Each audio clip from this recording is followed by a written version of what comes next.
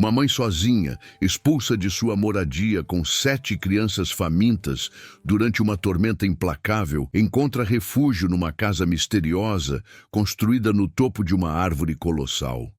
O que ela descobre naquele esconderijo secreto mudará seu destino para sempre, de formas que você jamais imaginaria. Espera aí. Antes de continuar, já se inscreve no canal e deixa aquele like maroto, porque o final dessa história vai te surpreender de um jeito que você nunca imaginou. E me diz nos comentários de que cidade você está assistindo. Agora vem comigo nessa jornada emocionante. Consegue visualizar uma mulher desesperada, escalando uma árvore gigantesca com 7 filhos agarrados a ela, fugindo da morte que ameaçava engoli-los? Esta história real aconteceu no interior do Brasil em 1849, numa época em que sobreviver já era um milagre, e a bondade parecia ter desaparecido do mundo. Helena Rodrigues tinha 34 anos quando a vida desmoronou sobre ela pela 3ª vez. A primeira foi quando seu pai morreu de febre amarela. A segunda aconteceu 4 anos atrás, quando seu esposo Manuel caiu de uma carroça carregada de café e nunca mais despertou. Deixou para trás uma esposa jovem, 7 filhos pequenos e uma dívida com o fazendeiro Bernardo Costa que ela desconhecia completamente. Bernardo Costa controlava praticamente todas as propriedades da região do Vale do Paraíba, no interior da província fluminense. Era um homem corpulento, de barba espessa e olhar penetrante que parecia avaliar o preço de cada coisa e de cada pessoa. Helena ocupava uma casa humilde de pau a pique nos confins da propriedade do fazendeiro. Não era luxuosa, apenas 4 ambientes com piso de terra batida e cobertura de sapé que vazava sempre que chovia intensamente. Mas representava proteção. E quando se precisa alimentar 7 bocas, um simples teto significa esperança. Seus filhos eram todo o seu universo. Carlos, o primogênito, tinha 13 anos e auxiliava a mãe no que conseguia, buscando água do córrego e vigiando os menores. Depois vinha Beatriz, com 11 anos, uma garota astuta que preparava feijão tropeiro e bolo de fubá, melhor que muitas mulheres crescidas. Os trigêmeos Mateus, Lucas e Marcos tinham 9 anos e corriam pelo quintal sempre descalços, barriga roncando de fome, mas sorriso estampado no rosto. Depois tinha a pequena Clara de 6 anos, com tranças que a mãe trançava todas as manhãs, mesmo sem tempo, porque dizia que uma menina precisava sentir-se bonita, ainda que fosse apenas com uma fita no cabelo. E finalmente vinha o caçula Miguel, que completara apenas 3 anos e ainda dependia do peito materno quando possível, pois o alimento escasseava e o leite materno muitas vezes era o único sustento que o mantinha respirando.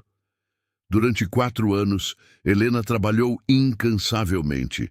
Lavava roupas para as famílias abastadas, costurava remendos, colaborava nas colheitas, fabricava sabão de cinza para comercializar na vila. Seus dedos viviam feridos de tanto esfregar roupa nas pedras do rio. Seus joelhos calejados de tanto ajoelhar na terra, cultivando feijão e aipim na pequena horta que mantinha atrás da residência. Dormia tarde e acordava antes do amanhecer. Nunca se lamentava, nunca derramava lágrimas diante dos filhos. Porém, à noite, quando todos repousavam, ela ocasionalmente saía para o terreiro e contemplava as estrelas, conversando baixinho com Manuel, suplicando forças para prosseguir. Bernardo Costa nunca havia exigido nada dela nesses 4 anos. Helena imaginava que era porque ele possuía um mínimo de piedade por uma viúva com 7 filhos. Estava completamente equivocada. O fazendeiro apenas aguardava a ocasião perfeita. E essa ocasião chegou numa tarde escaldante de fevereiro de 1849, quando ele apareceu na porta dela, montado num cavalo castanho, escoltado por 3 capangas armados. Helena estava no quintal estendendo roupas quando escutou o barulho dos cascos. Seu coração comprimiu instantaneamente. Nada positivo vinha de uma visita do fazendeiro. Ela enxugou as mãos no avental e foi até a entrada da casa, onde seus filhos já haviam interrompido as brincadeiras e observavam apavorados os homens montados. "Boa tarde, senhor fazendeiro", falou Helena, tentando manter a voz estável. "O que o traz aqui hoje?" O fazendeiro não desceu do cavalo. Observou-a de cima, como quem observa um inseto. "Vim receber o que me pertence, Helena. Seu esposo me devia 200 mil réis quando faleceu. Já se passaram 4 anos. Com os juros, agora são 400 mil réis." Helena sentiu o chão desaparecer sob seus pés. 400 mil réis era uma fortuna que ela jamais reuniria em toda uma existência de labuta.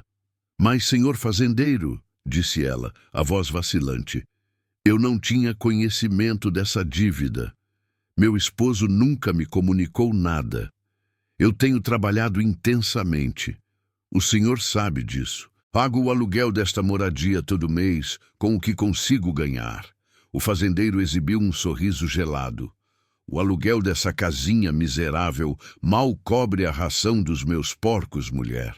Fui caridoso deixando você permanecer aqui esses anos todos por compaixão das crianças. Mas minha tolerância acabou. Ou você me paga até amanhã ao meio-dia, ou abandona minhas terras. E se não partir, ordeno meus homens a removerem vocês à força." Carlos, que estava escutando tudo proximamente, deu um passo adiante. "A gente não possui esse dinheiro todo, senhor fazendeiro. O senhor tem consciência disso.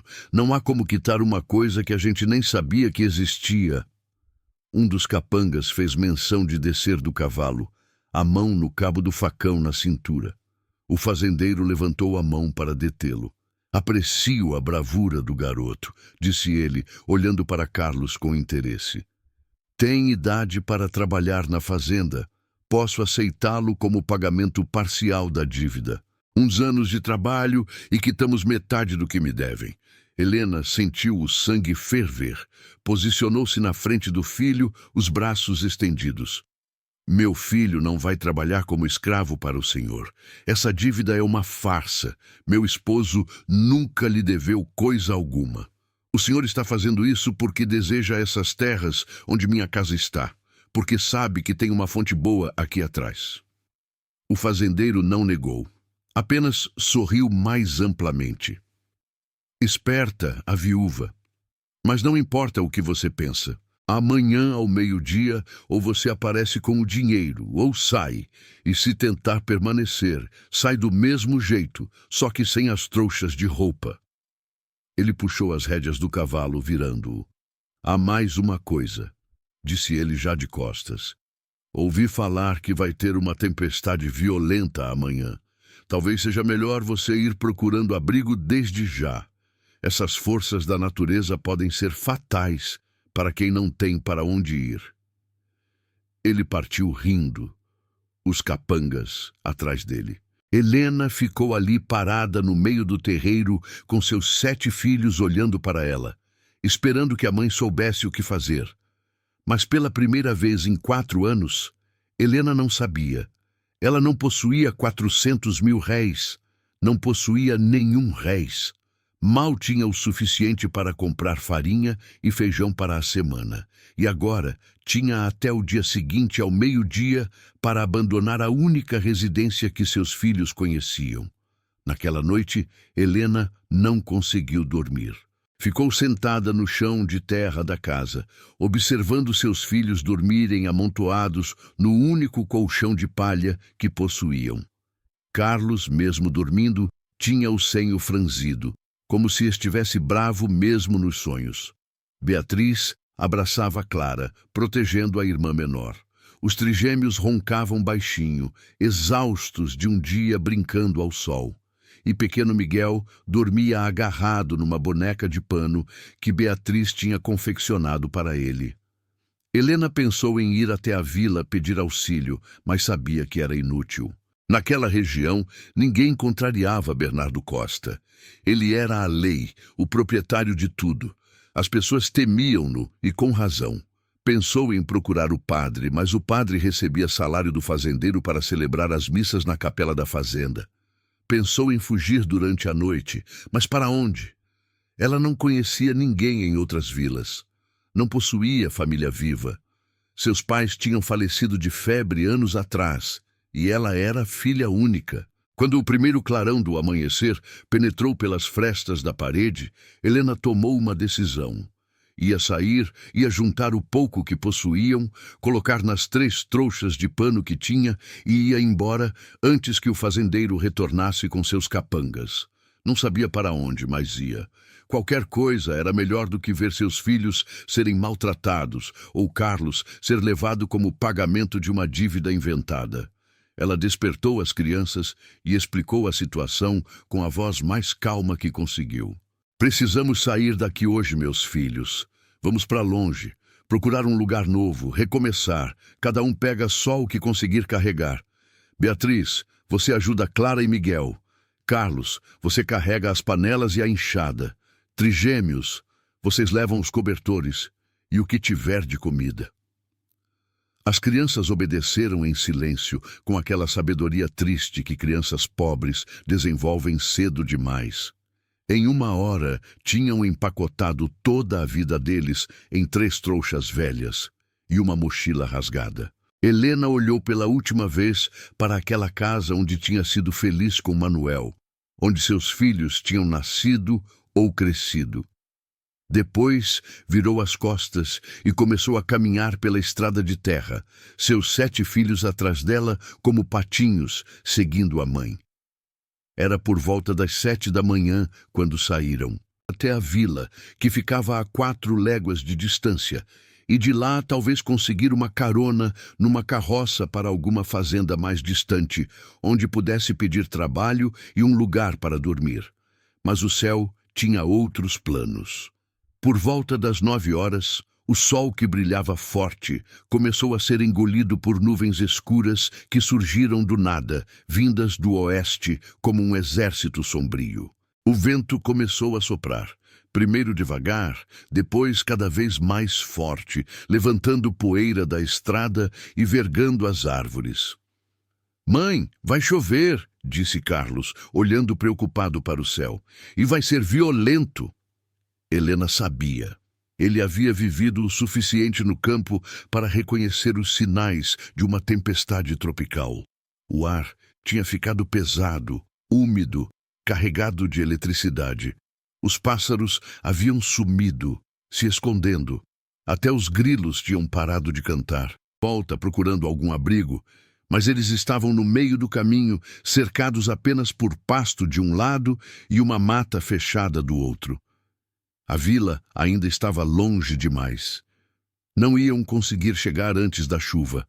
O primeiro trovão veio forte, fazendo Clara começar a chorar e Miguel se agarrar na saia da mãe. Depois veio o primeiro raio, cortando o céu ao meio com uma luz branca e furiosa. E então começou a chover. Não foi uma chuva comum. Foi um dilúvio. Em questão de segundos, estavam todos encharcados. A estrada de terra virou lama.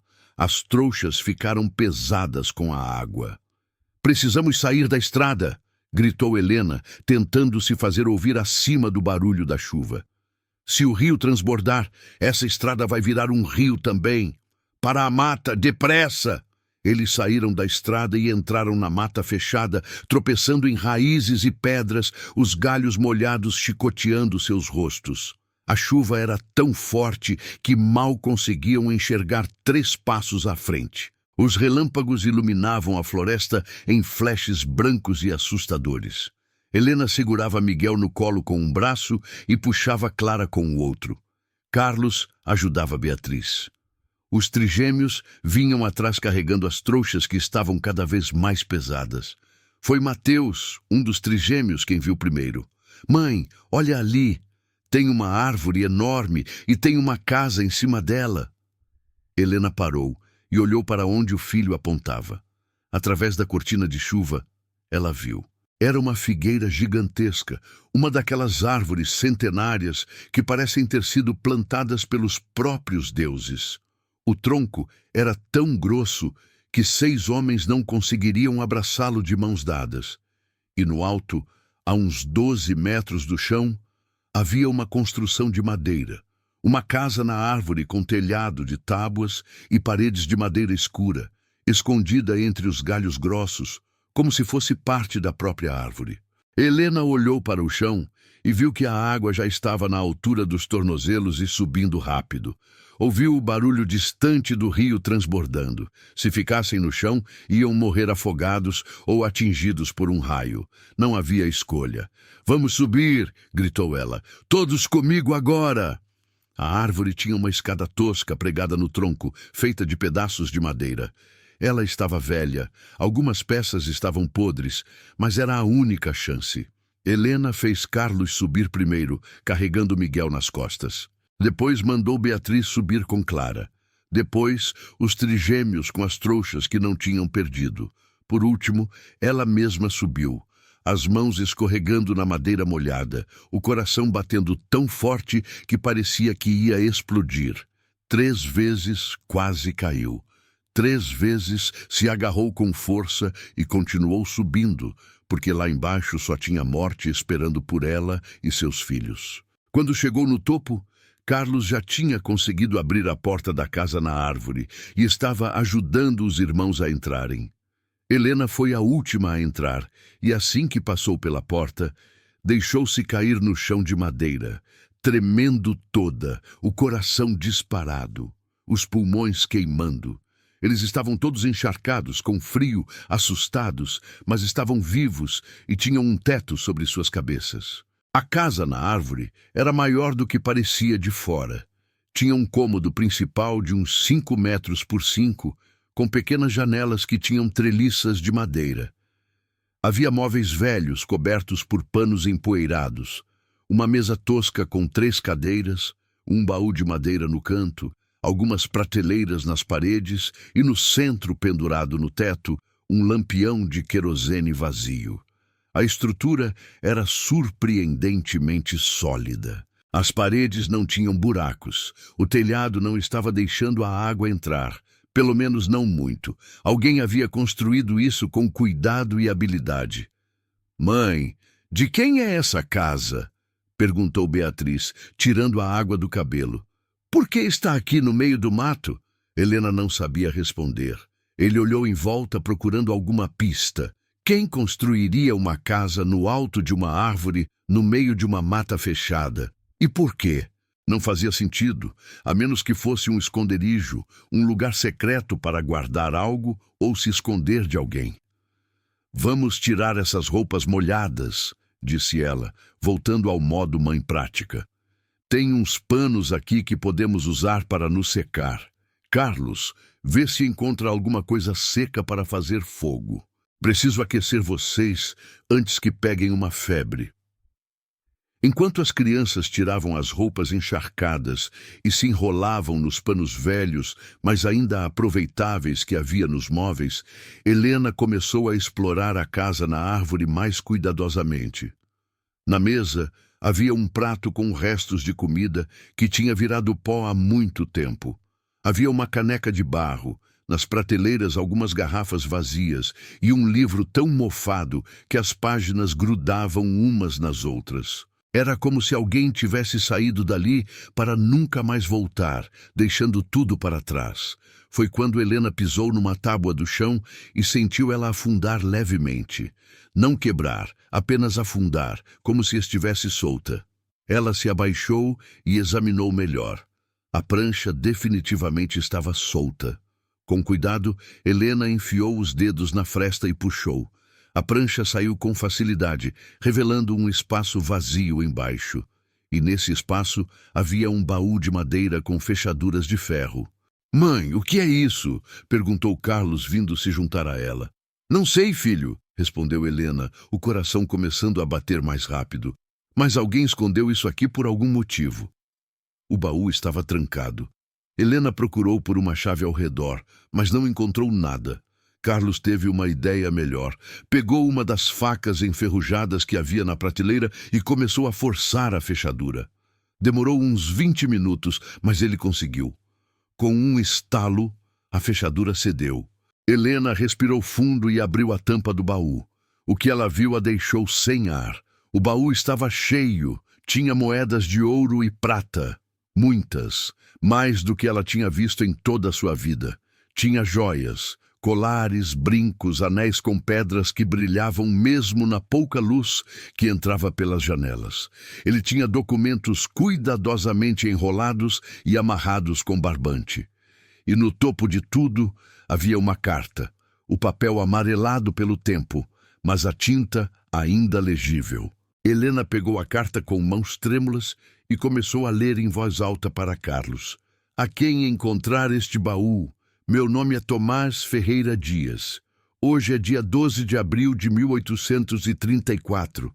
Tenho 55 anos e sei que estou morrendo. Uma febre má me pegou e não vai me largar. Não tenho tempo de descer desta árvore e ir atrás de um médico. Construí este esconderijo há muitos anos, quando precisei fugir de homens que queriam me matar por dívidas que não eram minhas. Aqui guardei tudo que consegui salvar de uma vida inteira de trabalho honesto. Se você encontrou isto, saiba que não foi por acaso, foi porque Deus quis. Use o que está neste baú para o bem. Eu não tenho filhos, não tenho esposa. Meu único parente é meu sobrinho Daniel, filho de meu irmão falecido. Ele deve ter uns 30 anos agora, se ainda estiver vivo. Mora na fazenda da família, perto da vila de São José do Rio Preto. Os documentos neste baú provam que ele é o verdadeiro dono de terras, que outros tentaram roubar depois que meu irmão morreu. Entregue isso a ele. E se não conseguir encontrá-lo, use para sua família. Deus abençoe quem fizer o certo. A carta estava assinada com uma letra trêmula. Tomás Ferreira Dias, e tinha uma mancha marrom no canto, que poderia ser sangue ou vinho. Helena terminou de ler e ficou olhando para o baú, depois para seus filhos, que estavam todos reunidos em volta dela, olhando com olhos arregalados para toda aquela riqueza. Lá fora, a tempestade continuava furiosa. Os raios caíam sem parar. O vento sacudia a árvore gigante, fazendo a casa na árvore balançar levemente. Mas lá dentro, Helena e seus filhos estavam em outro tipo de tempestade. Uma tempestade moral. Aquela fortuna podia salvar suas vidas. Podia comprar comida, roupas, uma casa de verdade. Podia garantir que seus filhos nunca mais passassem fome. Mas não era dela. Era de um homem que morrera há 15 anos e de um herdeiro que talvez ainda estivesse vivo. "O que a gente vai fazer, mãe?" perguntou Beatriz, com a sabedoria de seus 11 anos, já entendendo o dilema. Helena olhou para cada um de seus filhos. Carlos, sério e preocupado. Beatriz, esperta e prestativa. Os trigêmeos Mateus, Lucas e Marcos, ainda inocentes, mas começando a entender que o mundo era duro. Clara, com seus 6 anos, apenas querendo que a mãe dissesse que ia ficar tudo bem. E Miguel, o bebê, que dormia no colo de Beatriz, alheio a tudo. Ela pensou em Manuel, em como ele sempre dizia que um homem era medido não pelo que tinha, mas pelo que fazia quando ninguém estava olhando. "Não sei, filhos", disse ela honestamente. "Preciso pensar. Vamos passar a noite aqui, esperar a tempestade passar. Amanhã vou decidir o que fazer." Enquanto decidia, Helena explorou melhor o baú. Ele encontrou comida preservada, queijos curados embrulhados em cera que ainda estavam bons, frutas secas em potes de barro fechados, biscoitos duros, mas comestíveis. Quem quer que fosse Tomás Ferreira Dias, ele tinha se preparado para ficar escondido naquela árvore por muito tempo. Helena pegou um pouco da comida e dividiu entre os filhos. Foi a primeira vez em meses que eles comeram até ficarem satisfeitos. Ver seus filhos com a barriga cheia, mesmo que temporariamente, fez o coração de Helena doer e se alegrar ao mesmo tempo. A noite caiu e a tempestade finalmente começou a diminuir. Agora era apenas uma chuva pesada e contínua, não mais o dilúvio violento de antes. Helena organizou as crianças para dormir, usando os panos velhos como cobertores. A casa na árvore era pequena, mas cabia todos eles se espremessem. E depois de um dia tão difícil, todos caíram no sono rapidamente, exaustos. Mas Helena não dormiu. Ficou sentada perto da pequena janela, olhando para a chuva lá fora, pensando. Pensou em como seria fácil simplesmente pegar aquele ouro todo e fugir. Ir para outra província, mudar de nome, recomeçar. Ninguém nunca saberia. Ninguém ia cobrar nada. Pensou em como seus filhos mereciam melhor. Pensou em quanto tinha trabalhado, em quanto tinha sofrido, em como o mundo tinha sido injusto com ela. Não seria apenas justo que essa fortuna caída do céu fosse sua recompensa? Mas toda vez que pensava assim, se lembrava das palavras na carta. Use o que está neste baú para o bem. Entregue isso a ele. Deus abençoe quem fizer o certo. E se lembrava de Manuel, de como ele sempre dizia que riqueza conseguida de forma errada nunca trazia felicidade, apenas mais problemas.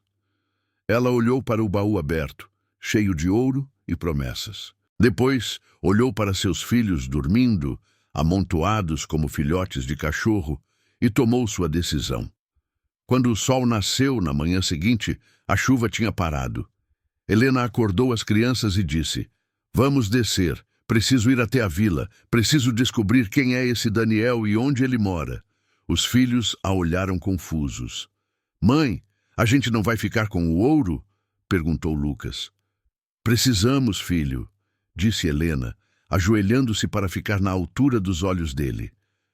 Precisamos muito, mas não é nosso. E se ficássemos com ele, eu ia passar o resto da vida me sentindo uma ladra, e vocês iam crescer, achando que está tudo bem roubar quando se está com necessidade. Prefiro que vocês cresçam pobres, mas honestos, do que ricos, mas ladrões. Carlos balançou a cabeça em concordância. O pai sempre dizia isso, mãe, que um homem vale mais pelo seu caráter do que pelo ouro no bolso. Os outros filhos concordaram também, porque confiavam na mãe e porque, no fundo, sabiam que ela estava certa. Helena pegou apenas os documentos do baú e um punhado de moedas, o suficiente para comprar comida para alguns dias. Deixou o resto escondido na árvore. Depois, com muito cuidado, desceram todos da árvore. O chão estava enlameado, mas o rio tinha voltado ao normal. Conseguiram voltar para a estrada, que estava quase intransitável, mas caminhável. Levou 5 horas, mas chegaram à vila. São José do Rio Preto era uma vila pequena, com uma igreja, algumas casas ao redor de uma praça de terra batida, 3 vendas e uma estalagem. Helena deixou os filhos descansando na sombra de uma árvore perto da igreja e foi perguntar sobre Daniel Dias e sobre Tomás Ferreira Dias. O padre, um homem idoso de batina puída, se lembrou muito bem dos dois. Tomás Ferreira era um homem bom, um fazendeiro justo, que tratava bem seus trabalhadores, disse o padre, balançando a cabeça com tristeza. Mas ele desapareceu há uns 15 anos. Diziam que tinha fugido por causa de dívidas, mas eu nunca acreditei nisso. Não era homem de fugir. Quanto a Daniel, o sobrinho dele, coitado, herdou apenas problemas. Uns credores apareceram dizendo que Tomás devia uma fortuna. Daniel teve que vender quase tudo para pagar. Ficou apenas com a fazenda velha, onde mora sozinho, cuidando de umas poucas cabeças de gado. É um homem amargurado.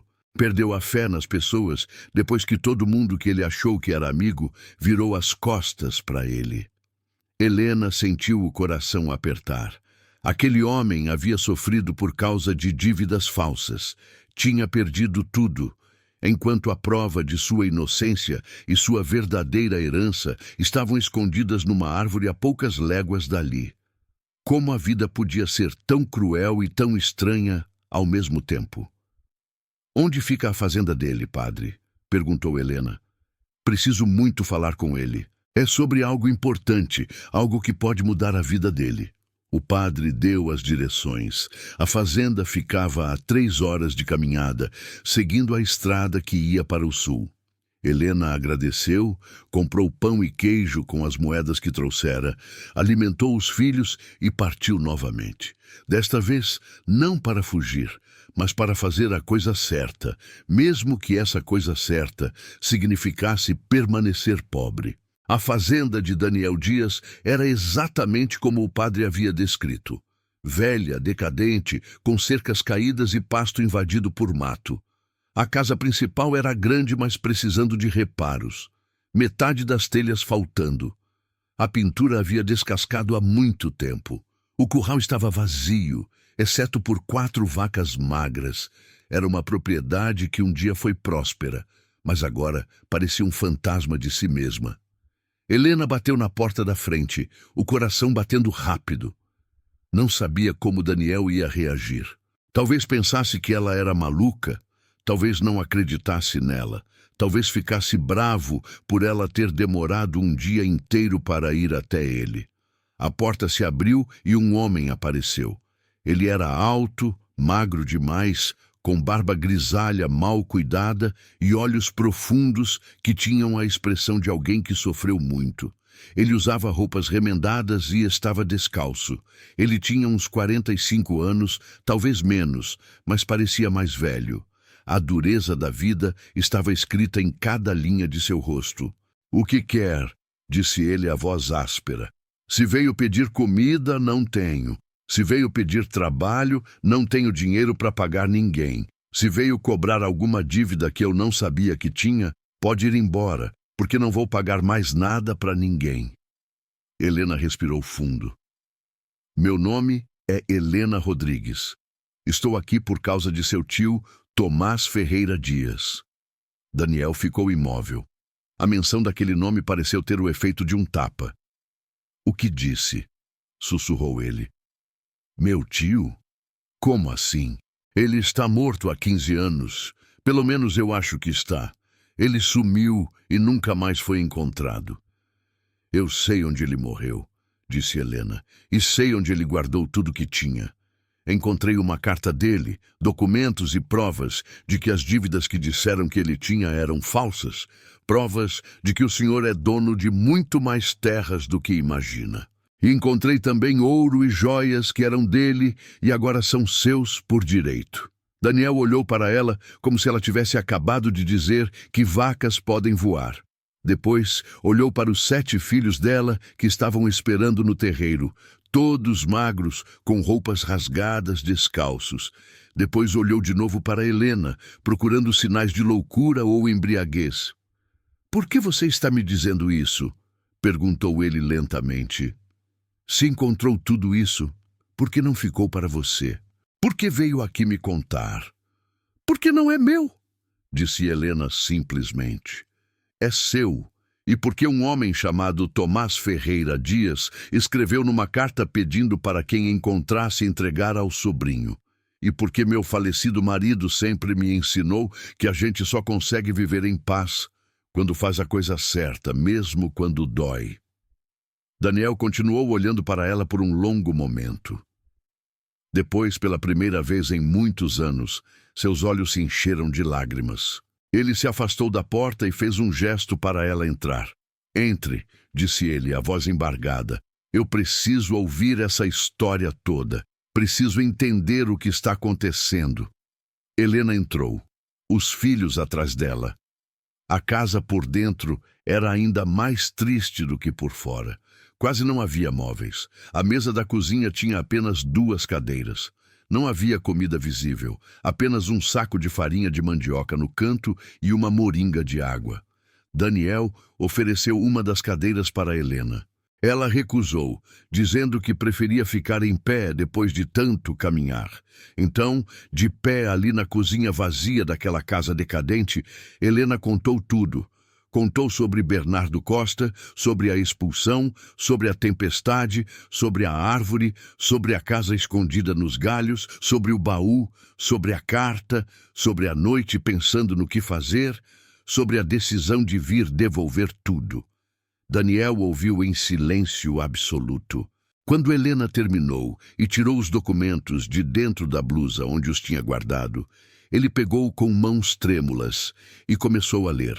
Eram escrituras de terras, documentos de propriedade, cartas de advogados, provas de que as dívidas cobradas há 15 anos eram forjadas por credores corruptos que queriam se apossar das terras de Tomás. Havia também um mapa desenhado à mão, mostrando exatamente quais terras pertenciam a Daniel por herança. Era muito mais do que a fazenda decadente onde ele vivia. Era quase metade da região. Daniel leu tudo 3 vezes. Então ela se sentou no chão, as costas contra a parede, e chorou. Ele chorou como um homem que ficou preso em um pesadelo por 15 anos e finalmente acordou. Chorou por tudo que tinha perdido, por tudo que tinha sofrido, pelos anos que passou achando que era culpado por dívidas que não existiam. Chorou pela solidão, pela fome, pela vergonha. E chorou de alívio também, porque agora tinha provas de que não era o fracasso que todos diziam que era. Helena esperou em silêncio, respeitando a dor e o alívio daquele homem. Seus filhos ficaram quietos também, percebendo que estavam testemunhando algo importante. Quando Daniel finalmente parou de chorar e se levantou, ele olhou para Helena de um jeito diferente, com respeito, com admiração, com algo que poderia ser o começo de uma fé renovada na humanidade. "Você sabe o que acabou de fazer?" disse ele. "Você me deu minha vida de volta, me deu minha dignidade de volta e fez isso sem precisar. Podia ter ficado com tudo, ninguém nunca saberia, mas escolheu ser honesta." Ele parou, respirou fundo. "Por quê? Preciso entender. Por que uma mulher com 7 filhos para alimentar escolheria devolver uma fortuna em vez de usar para salvar sua própria família?" Helena pensou por um momento antes de responder. "Porque quero que meus filhos cresçam sabendo que existem coisas mais importantes do que dinheiro. Quero que eles vejam que a gente pode passar fome, pode passar frio, pode sofrer, mas não precisa perder o caráter." "E por quê?" disse ela, olhando direto nos olhos dele. "Se eu tivesse ficado com esse ouro, roubando do Senhor, eu ia passar o resto da vida olhando para trás, com medo de ser descoberta, com vergonha de mim mesma. Prefiro dormir em paz sendo pobre, do que dormir com medo sendo rica." Daniel olhou para ela por um longo momento. Depois olhou para os 7 filhos dela, todos magros, mas com dignidade nos olhos. Tomou uma decisão.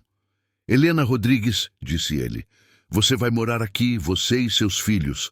Essa casa é grande demais para um homem sozinho e eu preciso de alguém para me ajudar a reconstruir tudo isso. Não estou oferecendo caridade, estou oferecendo parceria. Você administra a casa, organiza os trabalhadores quando eu contratar, cuida da horta e dos animais. Eu vou vender algumas das joias para ter dinheiro inicial. Vou usar esses documentos para recuperar minhas terras. Vou reconstruir essa fazenda. E quando tudo estiver funcionando de novo, você recebe metade de tudo que eu conseguir." "Metade, Helena, porque metade de tudo isso é seu por direito, pelo que você fez." Helena sentiu as lágrimas virem. "Não precisava disso, Sr. Daniel. Eu só fiz o que era certo. Mas agradeço. Meus filhos precisam de um teto e de comida. E eu sei trabalhar. Trabalho como 10 homens, se for preciso." "Eu sei que trabalha", disse Daniel. "Vi isso nos seus olhos, nos olhos dos seus filhos. Vocês têm algo que muita gente com dinheiro não tem. Tem caráter, e isso vale mais do que todo o ouro do mundo." E foi assim que Helena e seus filhos encontraram não apenas um novo lar, mas uma nova família. Daniel era um homem de palavra. Nos dias seguintes, ele vendeu parte das joias e contratou trabalhadores. Helena assumiu a administração da casa com uma eficiência que impressionou a todos. Em poucas semanas, a fazenda começou a tomar vida novamente. Os pastos foram limpos.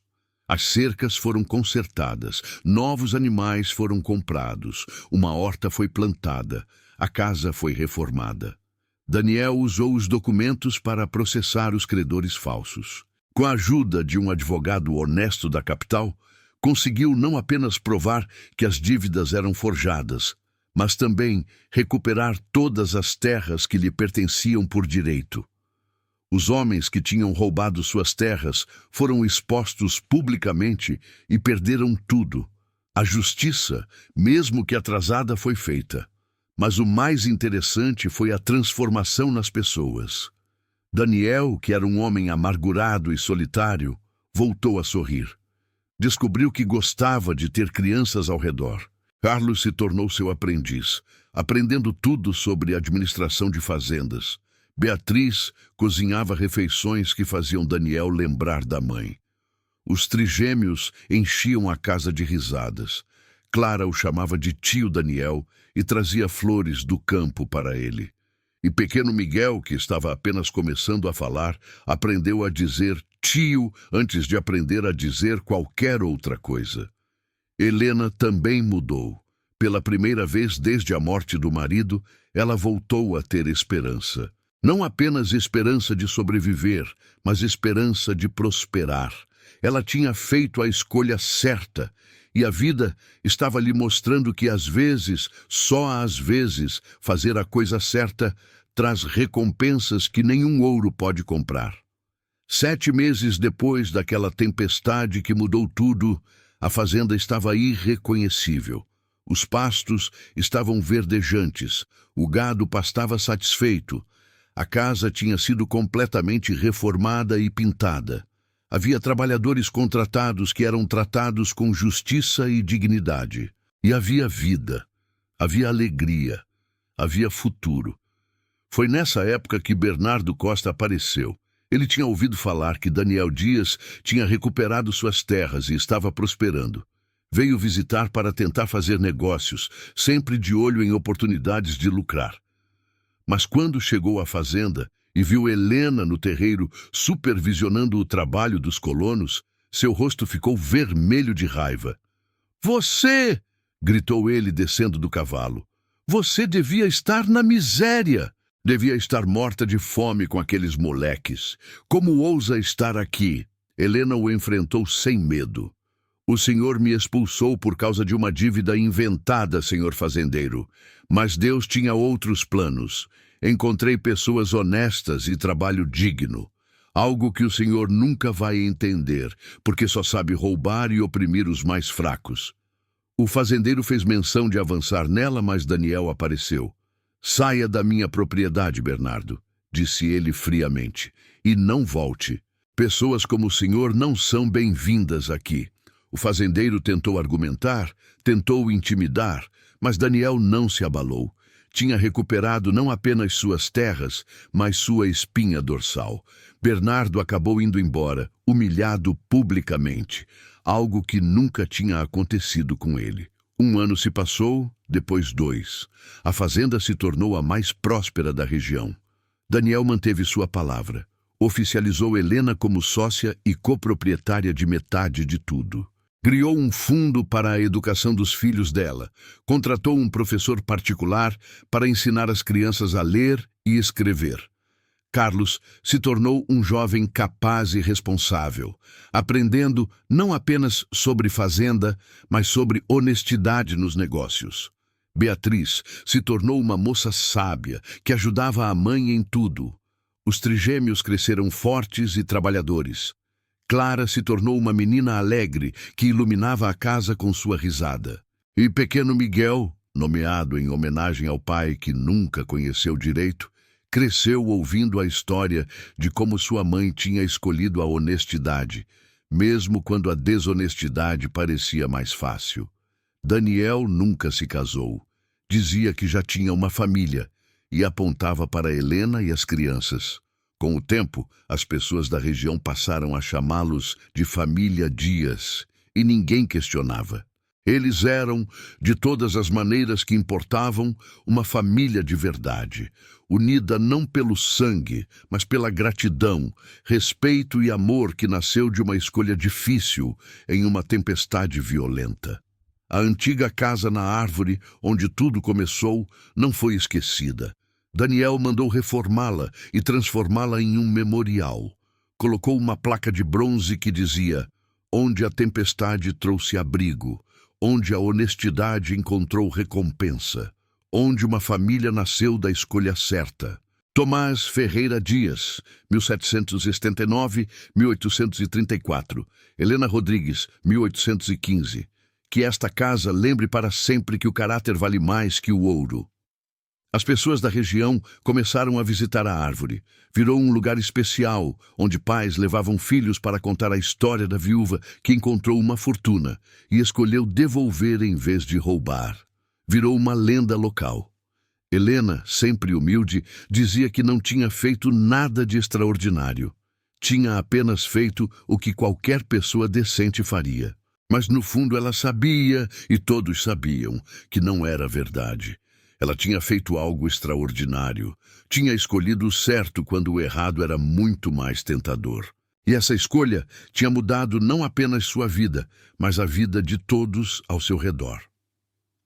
Anos mais tarde, quando Carlos já era um homem feito e assumiu parte da administração da fazenda, ele perguntou à mãe se ela alguma vez tinha se arrependido da decisão, se alguma vez tinha pensado no que poderia ter sido se tivesse ficado com o ouro e fugido. Helena olhou para o filho com aquele olhar sábio que só as mães têm e disse: "Todo dia daquele primeiro ano eu pensei nisso, filho. Todo dia me perguntei se não tinha sido tola. Mas sabe o que acontecia toda vez que eu pensava assim? Eu olhava para vocês, meus filhos, crescendo com dignidade.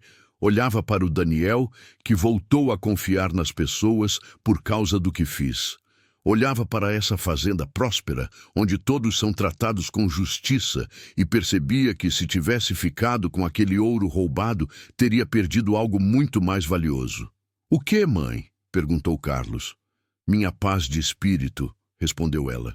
"Minha capacidade de olhar meus filhos nos olhos sem vergonha. Minha dignidade e a chance de ensinar a vocês que existem coisas na vida que não têm preço. Porque veja bem, filho, se eu tivesse ficado com aquele ouro, talvez estivéssemos ricos hoje, mas estaríamos vivendo com medo constante de sermos descobertos. Estaríamos olhando por cima do ombro o tempo todo. E no fundo do coração, eu saberia que tinha roubado de um homem inocente que já tinha sofrido tanto." Ela fez uma pausa, olhando pela janela para a fazenda próspera. "Além disso", continuou, "se eu tivesse ficado com o ouro, vocês teriam aprendido que está tudo bem roubar quando se está desesperado. Teriam crescido achando que o fim justifica os meios. E quando enfrentassem suas próprias dificuldades na vida, também escolheriam o caminho fácil, o caminho desonesto. Eu não queria isso para vocês." Carlos abraçou a mãe, os olhos marejados. "A senhora nos deu algo muito mais valioso que ouro, mãe. Nos deu exemplo, nos deu caráter e nos mostrou que a honestidade sempre compensa, mesmo quando parece que não vai compensar." Helena sorriu, acariciando o rosto do filho. "A honestidade nem sempre compensa em dinheiro, filho, mas sempre compensa em paz de espírito. E essa é uma riqueza que ninguém pode tirar de você." Naquela mesma noite, durante o jantar, toda a família estava reunida em volta da grande mesa de madeira que Daniel tinha mandado fazer especialmente para caber todos eles. Havia comida farta: galinha caipira, arroz, feijão tropeiro, couve refogada, farofa, mandioca cozida. As crianças conversavam animadas sobre o dia de trabalho. Daniel, na cabeceira da mesa, observava tudo com um sorriso no rosto. "Helena", disse ele de repente, chamando a atenção de todos, "há algo que preciso dizer e quero que todos ouçam." O silêncio se fez. Todos olharam para Daniel, curiosos. "Hoje fui até o cartório da cidade", continuou ele. e oficializei alguns documentos. Helena, a partir de hoje, você não é apenas minha sócia. Você está registrada legalmente como coproprietária de tudo isso aqui. 50% de tudo o que possuo agora está em seu nome. As terras, o gado, a casa, tudo. E mais uma coisa. Ele tirou um envelope do bolso e entregou a Helena. Esses são documentos de adoção. Se você permitir, gostaria de adotar oficialmente seus 7 filhos. Não para substituir a memória do pai deles, mas para garantir que eles tenham todos os direitos legais de herdeiros, para que nunca mais ninguém possa questioná-los ou tentar tirar deles o que é deles por direito. Helena pegou o envelope com mãos trêmulas, as lágrimas escorrendo livremente pelo rosto. Daniel, isso é... Eu não sei o que dizer. Diga sim, respondeu ele, os olhos também brilhando de emoção. Diga que aceita transformar oficialmente essa família que construímos juntos em uma família legal aos olhos da lei. Porque para mim, vocês já são minha família há muito tempo. Vocês me deram algo que todo o ouro do mundo não poderia comprar. Me devolveram a vontade de viver, a capacidade de confiar, a alegria de ter uma casa cheia de vida e amor. Helena olhou para seus filhos. Um por um, cada um deles balançou a cabeça afirmativamente, sorrindo através das lágrimas. Então sim, disse Helena, sua voz firme apesar das lágrimas. Sim, Daniel Dias. Seria uma honra ter você oficialmente como parte desta família. E foi assim que uma decisão tomada numa casa na árvore, durante uma tempestade violenta, não apenas salvou vidas, mas criou uma família. Uma família construída não sobre laços de sangue, mas sobre algo muito mais forte. Honestidade, gratidão, respeito mútuo e amor genuíno. 5 anos depois daquela noite, a Fazenda Dias era conhecida em toda a província, não apenas por sua prosperidade, mas por ser o lugar onde trabalhadores eram tratados com dignidade, onde acordos eram honrados, onde a palavra de um homem valia mais que contratos escritos. Daniel e Helena administravam tudo juntos, tomando decisões em conjunto, dividindo responsabilidades e sucessos. Carlos se tornou um dos fazendeiros mais respeitados da região, conhecido por sua honestidade inabalável nos negócios. Beatriz se casou com um advogado honesto da cidade e continuou envolvida nos negócios da família. Os trigêmeos Mateus, Lucas e Marcos se tornaram os responsáveis pela parte agrícola da fazenda, implementando técnicas novas que aumentaram a produtividade. Lara abriu uma escola na propriedade, onde ensinava os filhos dos trabalhadores a ler e escrever gratuitamente. E Miguel, o caçula, se tornou um escritor, documentando histórias da região, incluindo a história de sua própria família. Quanto a Bernardo Costa, o fazendeiro corrupto que tinha expulsado Helena e seus filhos, sua própria ganância acabou sendo sua ruína. Foi descoberto que ele havia forjado documentos de propriedade de várias pessoas, não apenas de Helena. Quando a verdade veio à tona, perdeu tudo e terminou seus dias trabalhando como capataz em uma fazenda pequena, humilhado e esquecido. A história da viúva que encontrou uma fortuna e escolheu devolver se espalhou muito além daquela região. Viajantes levaram a história para outras províncias. Jornais publicaram artigos sobre o caso. Padres usavam a história em sermões sobre honestidade e integridade. Professores contavam para estudantes como exemplo de caráter moral. E sempre que alguém visitava a Fazenda Dias e perguntava a Helena se ela alguma vez tinha se arrependido de devolver aquela fortuna, ela respondia com a mesma resposta: arrependimento? Nunca, porque a riqueza que ganhei ao fazer a coisa certa foi muito maior que qualquer ouro. Ganhei paz de espírito, ganhei o respeito dos meus filhos, ganhei uma família estendida, ganhei a capacidade de dormir tranquila todas as noites. E ganhei a certeza de que quando meus filhos enfrentarem escolhas difíceis na vida deles, terão um exemplo para seguir. Ela costumava levar visitantes até a casa na árvore, que ainda estava preservada como memorial. Ali, apontava para a placa de bronze e dizia: "Vê essas palavras, o caráter vale mais que o ouro." Muita gente lê isso e concorda com a cabeça, mas não acredita de verdade no coração. Eu tive que fazer uma escolha que testou se eu realmente acreditava nisso. E posso dizer, depois de todos esses anos, que é a mais pura verdade. O ouro acaba, enferruja, é roubado, é gasto, mas o caráter permanece. É a única coisa que você leva consigo até o fim.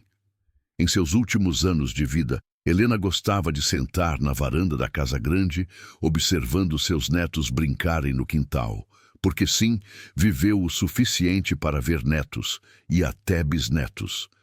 Daniel sentava-se ao lado dela, igualmente envelhecido, igualmente satisfeito com a vida que tinham construído juntos. "Você salvou minha vida, Helena", Daniel dizia frequentemente. "Não apenas me deu de volta minhas terras e minha herança. Você me salvou de me tornar um homem amargo e solitário. Me deu uma família, me deu propósito, me devolveu a fé na humanidade." E Helena sempre respondia: "Nós salvamos um ao outro, Daniel. Você me deu e aos meus filhos um lar quando não tínhamos para onde ir. Me deu dignidade quando a sociedade me via apenas como uma viúva pobre e desesperada. Nos deu oportunidades. Somos uma família porque ambos escolhemos fazer o certo, mesmo quando era difícil." Helena faleceu aos 73 anos, cercada por toda a sua família. Suas últimas palavras foram para seus filhos, netos e bisnetos que cercavam sua cama. "Lembrem-se sempre, quando enfrentarem uma escolha entre o fácil e o certo, escolham o certo. Pode doer no momento, pode parecer que vocês estão perdendo, mas no final, o certo sempre compensa. Sempre. Eu sou a prova viva disso. Fui pobre, fiquei rica, não porque roubei, mas porque fui honesta. E morri feliz, em paz, rodeada por uma família que amo e que me ama. Essa é a verdadeira riqueza." Ela fechou os olhos pela última vez com um sorriso no rosto. Daniel a seguiu 3 meses depois, dizendo aos que estavam ao seu redor que não aguentava viver sem sua melhor amiga, sua parceira, sua irmã de coração. Foi enterrado ao lado dela, sob uma árvore que eles mesmos tinham plantado anos atrás, perto da casa grande. Seus túmulos traziam uma única inscrição, escolhida por Carlos e seus irmãos. "Aqui descansam Helena Rodrigues Dias e Daniel Ferreira Dias, não unidos pelo sangue, mas pela honestidade, gratidão e amor. Ensinaram que o caráter vale mais que ouro. Viveram essa verdade todos os dias. E até hoje, mais de um século depois, a casa na árvore ainda está lá. Foi preservada pela família Dias através das gerações. Visitantes ainda vêm de longe para ver o lugar onde tudo começou, para tocar nas paredes de madeira antiga, para imaginar uma mãe desesperada com 7 filhos, subindo durante uma tempestade, encontrando um baú cheio de ouro e tomando a decisão mais difícil de sua vida. A história de Helena tornou-se lenda, mas uma lenda baseada em fatos reais. Uma história que prova que, às vezes, as maiores riquezas não são encontradas em baús de ouro, mas nas escolhas que fazemos quando ninguém está olhando. Nas decisões que tomamos quando seria muito mais fácil escolher o caminho errado. Porque no final, o que define quem somos não é o que possuímos, mas o que fazemos quando somos testados. E Helena passou no teste mais difícil de todos. Ela escolheu a honestidade quando a desonestidade prometia salvação imediata. Essa é a história de uma viúva que escondeu-se no alto de uma casa na árvore para escapar da tempestade. E o que encontrou mudou tudo. Não apenas para ela, mas para gerações que vieram depois. Uma história que nos lembra que fazer a coisa certa, mesmo quando dói, sempre vale a pena no final. Porque algumas tempestades vêm não para nos destruir, mas para nos levar exatamente onde precisamos estar. E às vezes, o maior tesouro que podemos encontrar não é ouro ou prata, mas a oportunidade de provar a nós mesmos quem realmente somos quando enfrentamos a escolha mais difícil de nossas vidas.